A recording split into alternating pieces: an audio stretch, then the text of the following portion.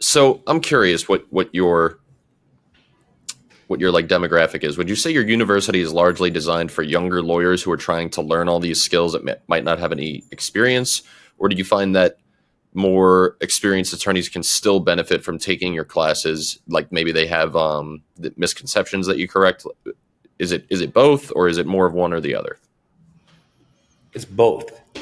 And typically, younger lawyers are somewhat easier to work with because they have less neural pathways carved in the neural pathways carved into their brains are not as deep. So it's less work to fill them in, kind of, and retrain it. Whereas sometimes older lawyers that have been doing this for 30 or 40 years, they're harder to, sometimes they get frustrated more easily, and they won't, they're harder to convince to put the time in because they haven't learned a new skill in so long that the idea of just practicing hand movements or over and over is hard for them to accept. It's hard for them to digest when I'm talking about learning the skills.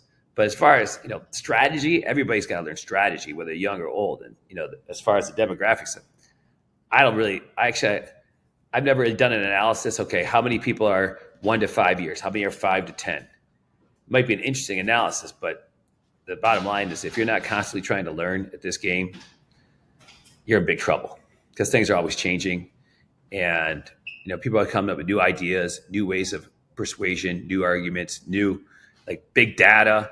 That's changed a lot of things. Doing these 500-person focus groups, I've seen so many people hit 8-figure verdicts who've never seen 8 figures before because they did a big data study and now they had the confidence to ask for 50 million when before maybe they were just asking for 5 million, and they have some objective criteria outside their because most lawyers that pick get asked for 10 or 20 million dollars in non-economic damages, they're just picking a number out of the sky.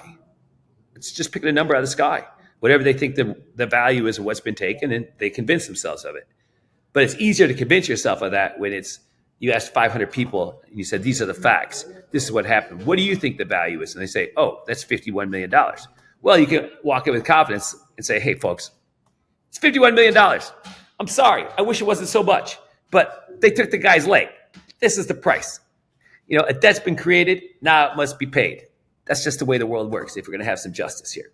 So, but it's lawyers all over from every demographic that really benefit a lot. And so the ones that really focus get the most out of it. And, my conferences are they're like, I consider them to be highly, like really focused on education. Because people are learning new things and having epiphanies, then they're having fun. And when they're doing it together, now they're building community relationships.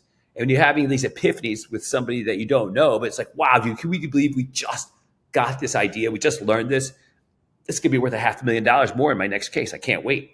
And then that's really exciting, right? Because let's just be honest. We're all motivated by money.